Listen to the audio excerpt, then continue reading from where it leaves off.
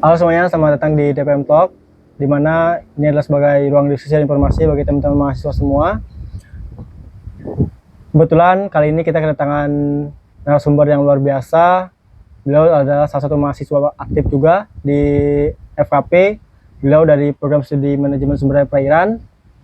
Sebelumnya, sebelum ke narasumber, izinkan aku memperkenalkan diri dulu sebagai host di sini. Aku Wahyudin dari program studi ilmu kelautan angkatan 2021. Dan mungkin untuk narasumber sendiri bisa langsung perkenalan sendiri aja Bang ya? Oh langsung? Ya langsung aja perkenalan Bang. Halo teman-teman, nama saya Zidni Ferdinand, biasa dipanggilnya Zidni. Aktif juga di mahasiswa FKP angkatan 2018 dari prodi FSP, manajemen sumber daya perairan. Oke, teman-teman semua, kali ini kita narasumber kita kali ini nggak kalah luar biasa dari narasumber sebelumnya. Dan pada kesempatan ini kita akan bahas mengenai organisasi, seberapa penting sih organisasi bagi mahasiswa, dan juga sistem apa sih yang fakultas kita gunakan saat ini gitu. Karena di organisasi itu ada yang namanya sebuah sistem gitu. Nah, sistem ini yang perlu kita ikutin dan kita terapkan dalam implementasi berorganisasi begitu kan. Nah, tapi sebelum kita masuk ke sistem itu, tentu kita perlu tahu dulu nih peran penting organisasi itu bagi kita seperti apa. Karena tentu pada saat ini organisasi itu diambang-ambang penurunan minat nih dari mahasiswa, Bang. Jadi tentu mungkin sebelum masuk ke isi kita intermezzo dulu lah. Siap. Kan biar teman-teman tahu siapa sih sebenarnya narasumber kita gitu kan. Masa tiba-tiba siapa sih ini, emang berkepentingan gak sih berbicara tentang organisasi gitu kan. Nah, mungkin Abang bisa info ini organisasi apa yang pernah Abang ikutin, dan mungkin sekarang juga lagi ikut di mana nih gitu kan. Oke. Untuk organisasi yang pernah aku ikutin ya, mungkin dari perkuliahan di semester 3 itu aku jadi anggota komisi 3 DPM FKP. Dulu namanya BPM. Oke. Masih BPM, bukan DPM.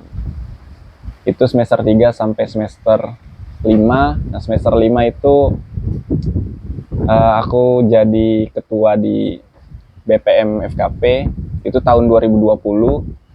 Lalu 2021 aku sempat di ketua komisi 3 DPM PM di universitas. Lalu selama 2 bulan akhirnya aku nonaktif dan mencoba untuk mencari petualangan baru di komisi pemilu raya dan jadi ketua umum di sana. Luar biasa. Untuk pengalaman lainnya di organisasi itu di eksternal ya.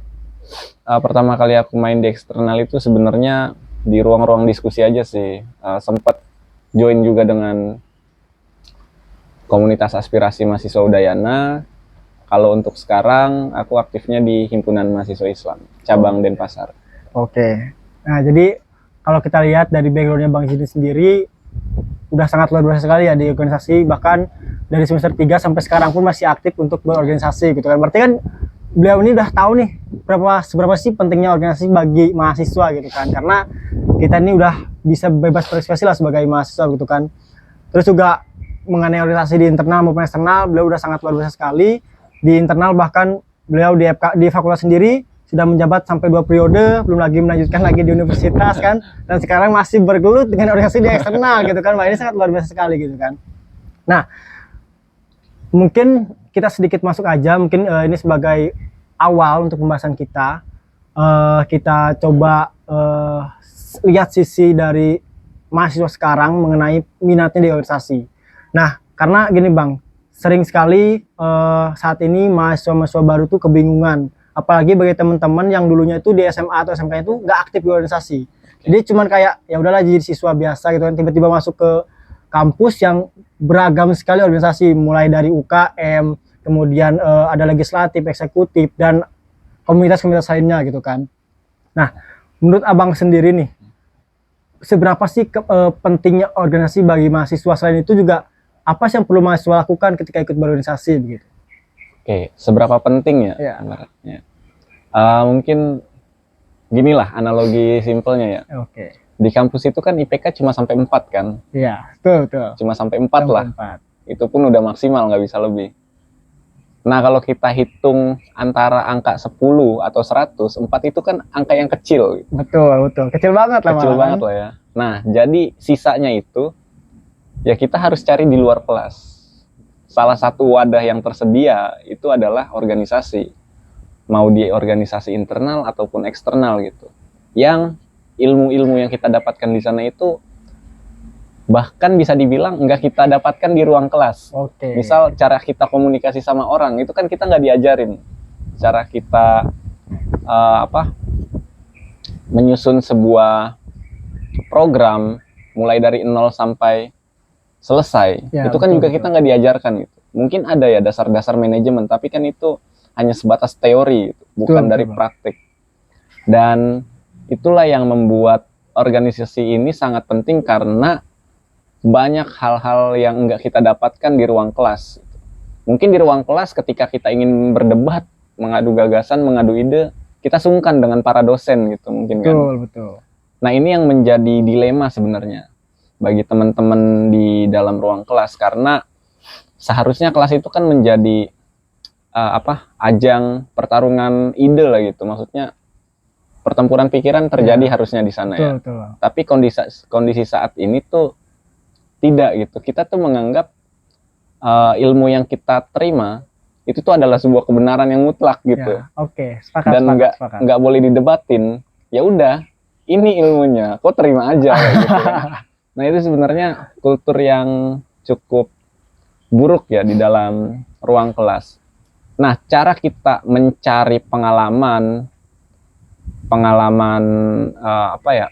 mental untuk berdebat, mental untuk mengadu gagasan, ide, dan lain-lain, menyusun argumentasi, menyusun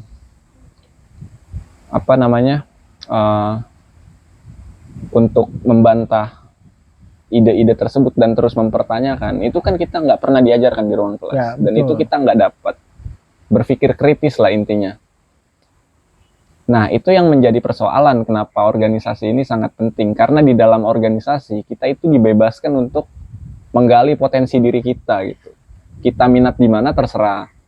Mau di manapun minat kita ya, yang penting tetap konsisten aja. Dan apa yang udah kita pilih jangan pernah disesalkan. Karena kan itu ya pembelajaran lah yang sangat penting. Nah, di sana yang kita dapatkan banyak hal. Misalkan kita terbiasa untuk saling diskusi, saling bertukar pikiran, saling bahasanya ngopi-ngopi lah, kayak gitu ngopi, biasanya kan. Biar santai, Iya, gitu biar santai kan.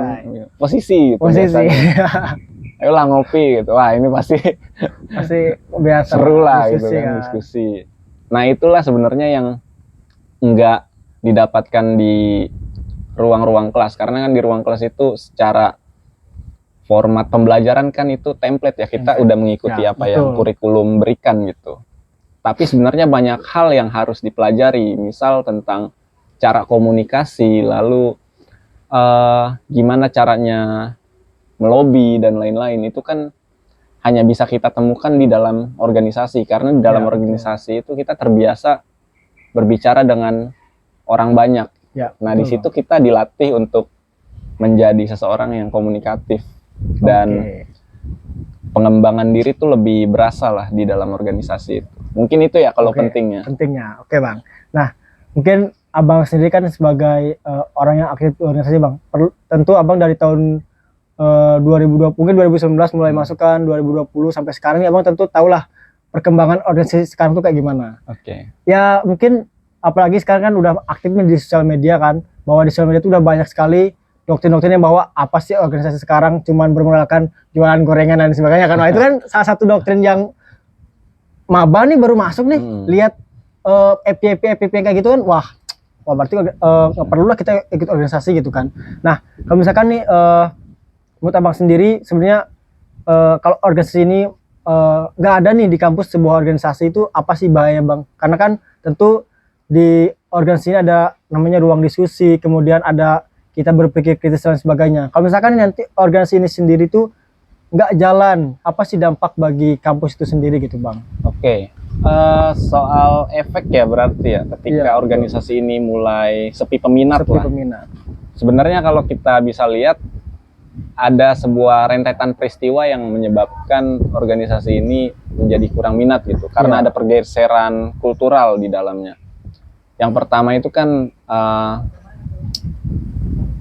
era-era Orde Baru lah, di sebelum 98 itu, sebelum reformasi, itu kan organisasi di sana kan hal yang selalu dijual itu kan adalah pertarungan ideologis gitu. Maksudnya pertarungan soal ideologi kan, yang akhirnya dimenangkan oleh kalangan militer, di kalangan aktivis.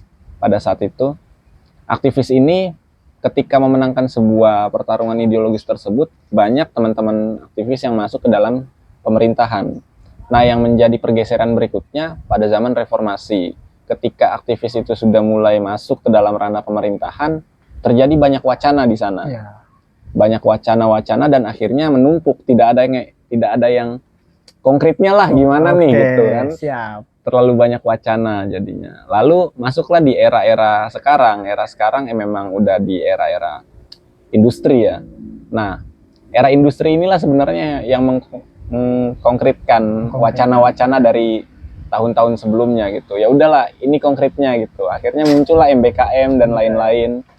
Nah, MBKM ini kan sebenarnya bagus ya, maksudnya secara secara tujuan lah gitu, secara orientasinya bagus. Cuma ada satu miss yang saya lihat di sini. Secara filosofis itu sebenarnya kita masih kurang. Jadi kita hanya diajarkan gimana cara menggunakan barang ini, gimana cara membuat ini. Kalau kita dikasih barang ini kita harus ngapain. Misal kita membuat ini dengan cara kayak gimana, tapi kita nggak pernah tuh diajarin apa sih pentingnya kita belajar ini gitu. Ya, betul. Itu yang miss sebenarnya kan, dan itu menjadi halangan juga kan untuk organisasi-organisasi. Dan MBKM ini kan muncul ketika ada era COVID-19.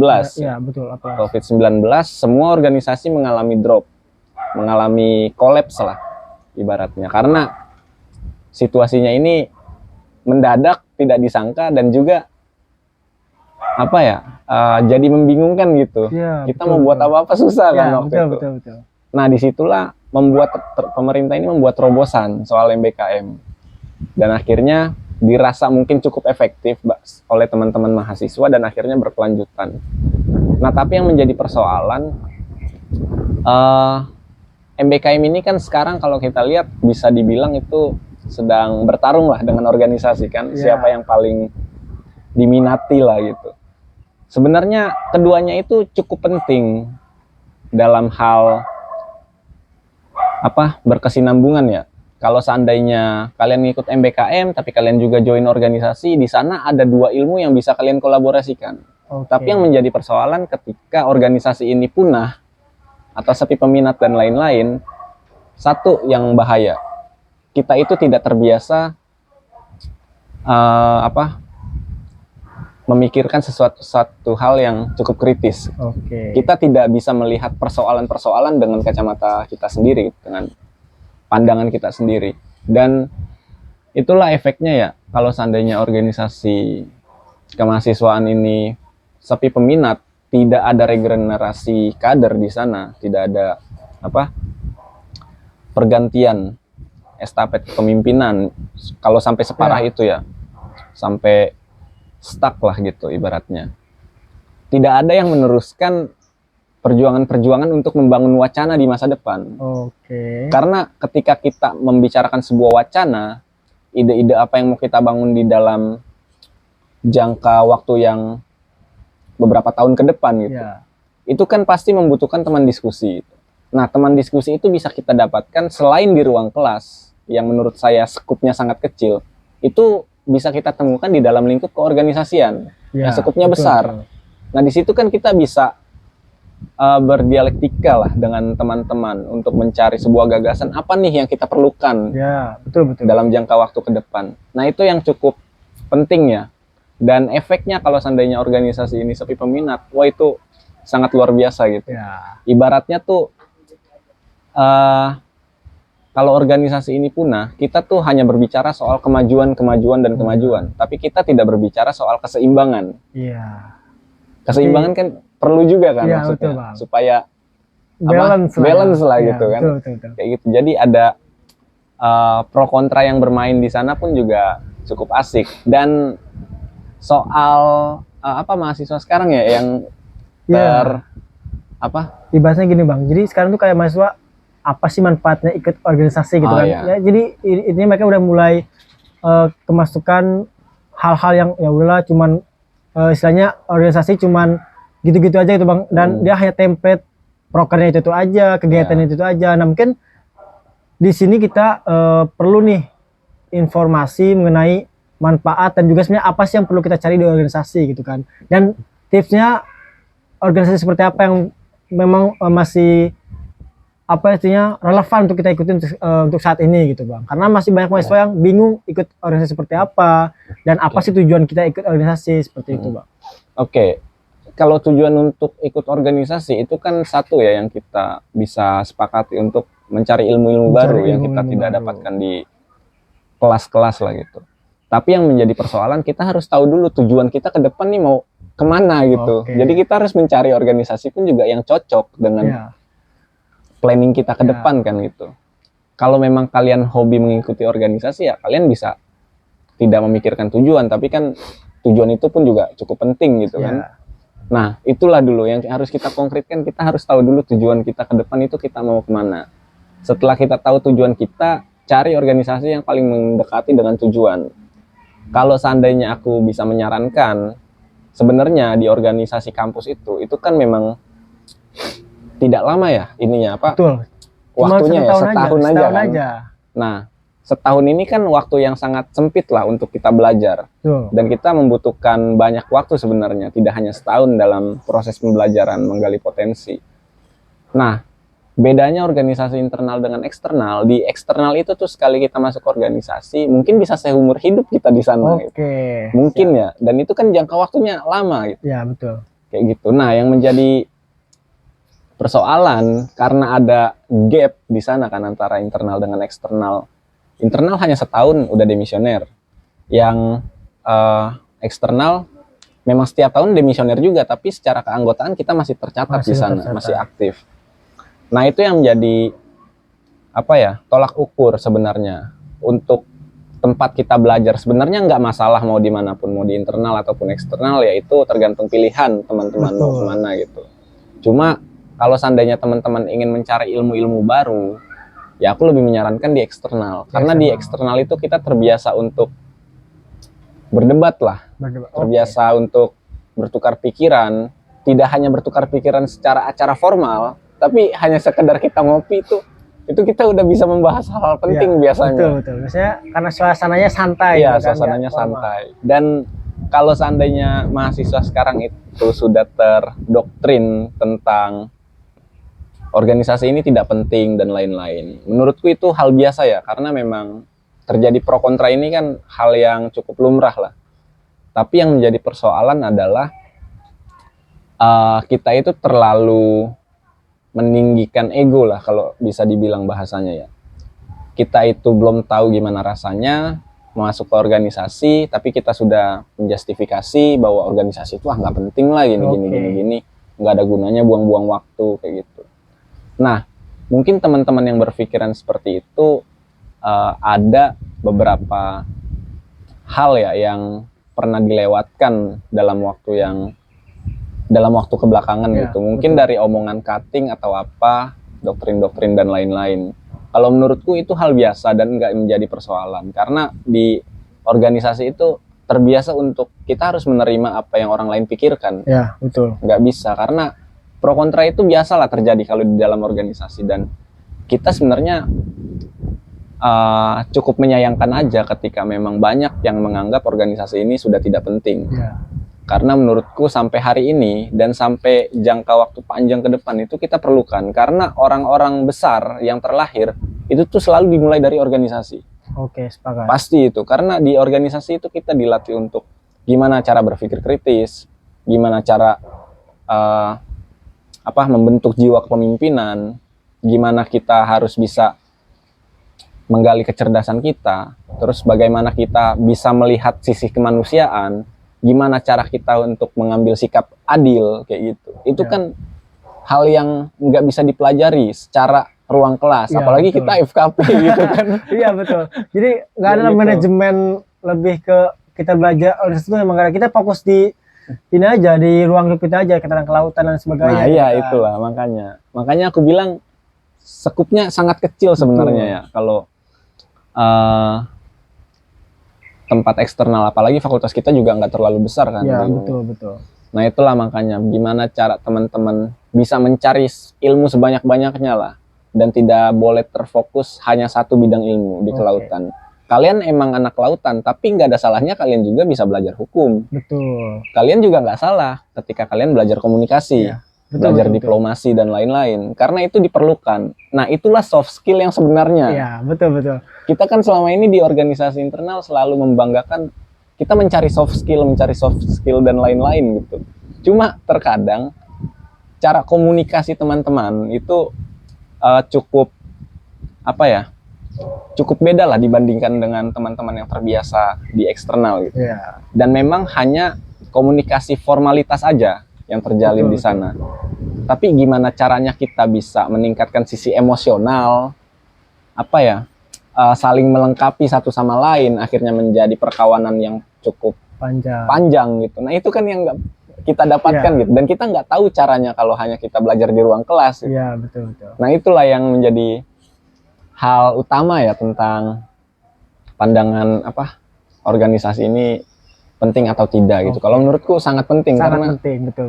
itu nggak bisa kita dapetin Ya. di Jadi ruang intinya kelas. sejauh ini dan saat ini organisasi itu masih relevan lah untuk kita Masih ikutin. relevan ya. Dan juga apalagi untuk kita nih di hanya kelautan aja kan, apalagi di FKP ini adalah salah satu fakultas yang cukup kecil juga, dan nggak ada salah juga kita untuk belajar organisasi untuk ikut kan, karena apalagi zaman sekarang juga banyak kok pekerjaan-pekerjaan yang nggak linear dengan jurusan kita kan, kita yang kelautan bisa kerja di hukum dan sebagainya, karena tergantung skill kita di mana gitu kan. Jadi nggak tergantung dengan bidang kita juga, yang penting kita mampu di mana, kita bisa masuk di mana aja gitu kan. Dan mungkin untuk organisasi kita mungkin lebih sekarang kita coba minta tips nih dari Bang Sidney, bagaimana mahasiswa baru itu,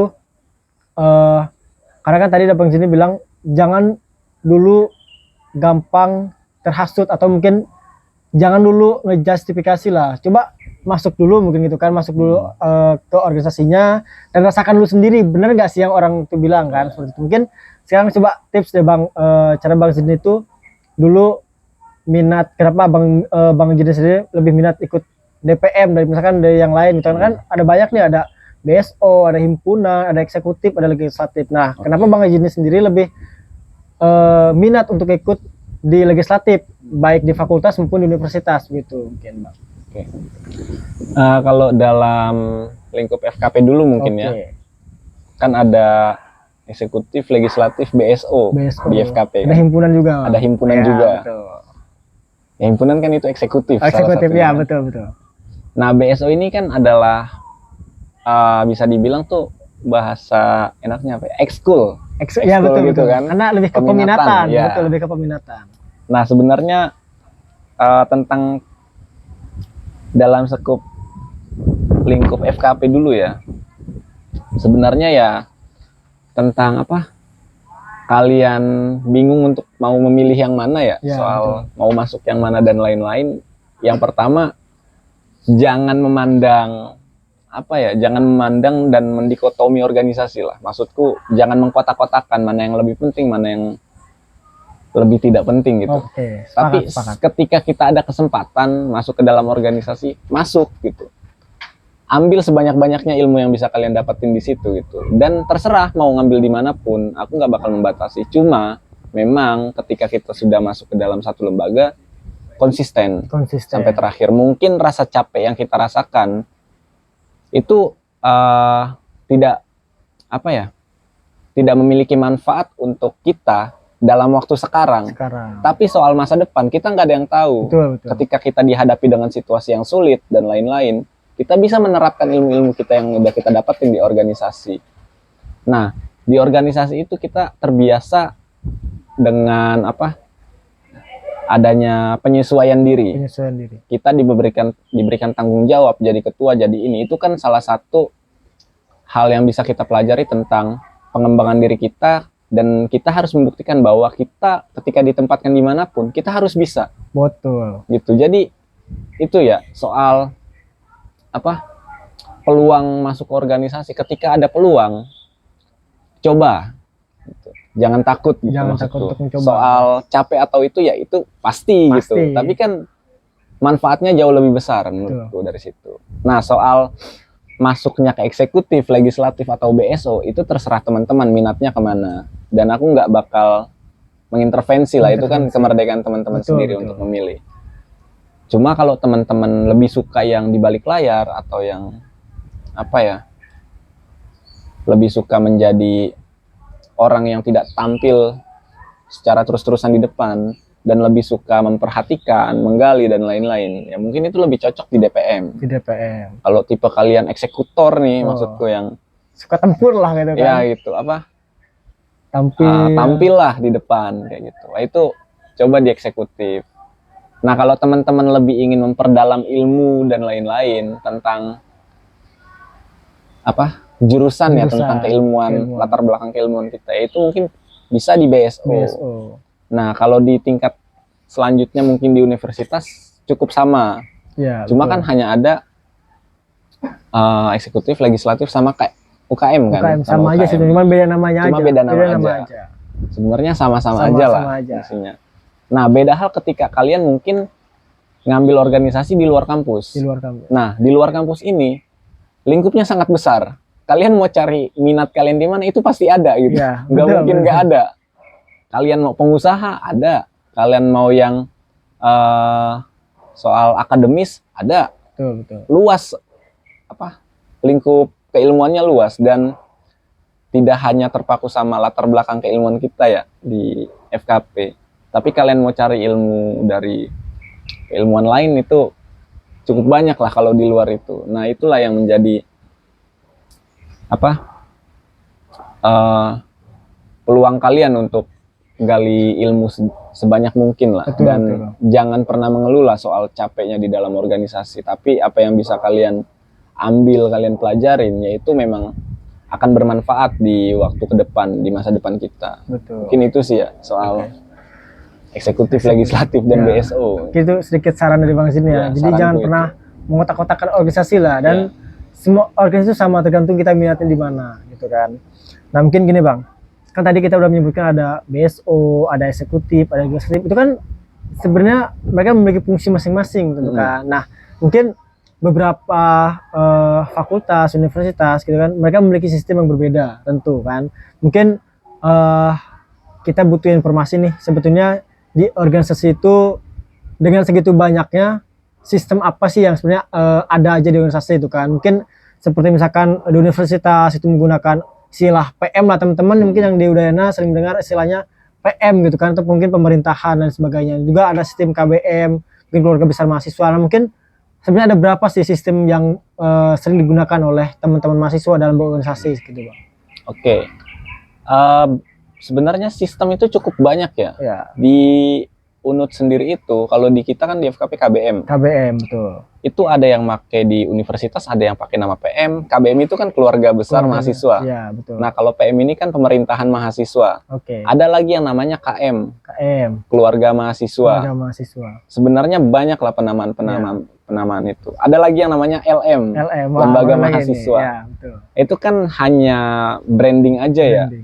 Tapi persoalannya soal sistem itu lebih penting, bagaimana sistem kerja di dalam organisasi. Ya, betul. Bukan sistem kerja dalam lingkup aliansi. KBM itu kan salah satu aliansi kan. Kita terdiri dari beberapa organisasi dan mahasiswa. Nah, itu kan banyak di sana. Cuma yang menjadi persoalan, sistem yang diterapkan di dalam satu organisasinya itu harus konkret dulu. Ya, betul. Harus selesai di sana dulu lah. Baru kita berbicara soal sistem di luar itu, soal penamaan di fakultas kita, soal KBM, atau mau diganti apa, itu terserah teman-teman juga kan. Cuma yang menjadi persoalan, nama itu sebenarnya hanya branding aja, dan secara manfaat kebersamaan itu sebenarnya kalau yang aku lihat di FKP sendiri itu tidak ada. Tidak ada. Nggak ada sama sekali. Berarti ada kesalahan implementasi nih kan. Nah, itu yang menjadi persoalan kan. Kalau kita bicara keluarga, ya sudah selayaknya antar organisasi itu saling akrab. Saling akrab. Kalau saling kita dukung, berbicara saling keluarga support ya, gitu kan ya. iya. Tapi kan yang menjadi persoalan banyak dinamika-dinamika yang terjadi di dalam. Ya sebenarnya itu bagus, tapi kan seringkali kita tidak profesional di sana. Betul. Kita punya masalah organisasi, tapi kita bawa sampai ke tongkrongan. Wah. Itu yang repot gitu.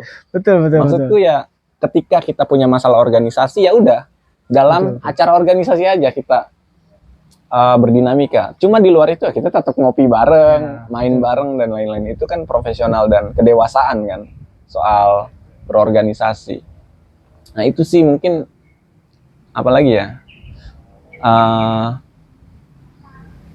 Dan aku rasa penamaan itu tidak terlalu signifikan lah dampaknya, tapi memang lebih kepada alur di dalam satu organisasinya secara sistem harus jelas gitu. Nah, di dalam organisasi itu kan kita punya cara main sebenarnya, Betul. yang kita namakan ADART. ADART. Itu kan betul. apa? Landasan pacu lah kalau bisa dibilang. Itu kan landasan pacu kita dalam menjalankan organisasi. Nah, banyaklah teman-teman mungkin seberapa sering sih yang udah di organisasi itu baca ADART lah. Iya, betul. Kayak gitu kan. Secara fungsi keorganisasian, legislatif di FKP ada 4 fungsinya. Dan lain-lain lah, eksekutif, terus ada BSO. Nah, seringkali itu kita menjalankan itu tuh banyak hal-hal yang tidak sesuai koridor. Kayak gitu. Misal pengadvokasian, bakti sosial, dan juga dan lain-lain, itu tuh hanya dijadikan event-event yang tertarget lah. Dalam setahun yang penting sekali gitu. Adain bakti sosial. Dalam setahun yang penting ada satu isu yang teradvokasi. Itu kan nggak bisa kayak gitu sebenarnya. Itu kan harus terus berjalan. Nah itu yang harus dilatih ya sistem kayak gitu. Harus sustain lah. Dan gimana caranya kalian itu bisa mewariskan ke adik-adik di tahun berikutnya. Nah, yang menjadi persoalan itu kan dalam organisasi itu tuh ada 3 tahap sebenarnya. Yang pertama itu masuk ke dalam, menjalankan, meninggalkan. Nah, yang paling susah ini meninggalkan sebenarnya. Oke. Iya, karena ilmu apa nih yang mau kita warisin gitu. Betul. Gagasan apa yang mau kita wariskan ke adik-adik kita yang meneruskan. Nah itu kan yang menjadi persoalan. Dan kebanyakan orang-orang yang sudah demisioner itu tuh dia masih terkena post power syndrome gitu. Kalau bisa dibilang. Post power syndrome ini kan adalah seseorang yang menganggap dirinya besar, pernah besar, seakan-akan dia pernah berbuat banyak lah di organisasi. Terus ketika dia sudah demisioner, dia berhak untuk mengintervensi. Itu kultur yang salah sebenarnya, dan itu jelek di dalam organisasi. Aku tuh selalu bilang gini ke teman-teman DPM setelah angkatanku ya, kalian mau ubah logo silakan, aku bilang. Mau ubah nama silakan, itu udah angkatan kalian, aku nggak mau ikut campur, aku bilang gitu. Kalau teman-teman mau minta saran, aku siap ngasih saran, tapi aku nggak maksa saranku ini mau kalian pakai atau enggak. Kayak gitu, ibaratnya yang udah demisioner ini jangan kalian jadikan patokan untuk perjalanan karir organisasi kalian, tapi jadikan dia hanya cukup sebagai teman dialog aja. Dan ya sudah, ya kalian sudah selesai di sana, ya udah nggak usah ikut campur gitu. Biarkan adik-adik yang berkreasi sendiri gitu kan. Sepanjang perjalanan mereka sampai mereka demisioner, dan jangan ganggu lah gitu. Kalau kalian nggak bisa ngebantu, seenggaknya jangan ganggu. Udah itu aja cukup.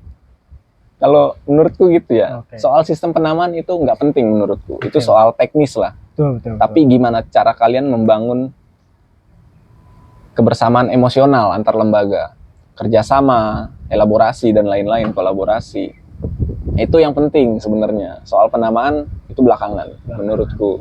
Yang penting tuh gimana kita menjalankan sistemnya itu Bang ya. Iya. Jadi mungkin itu sedikit tentang sistem keluarga besar mahasiswa.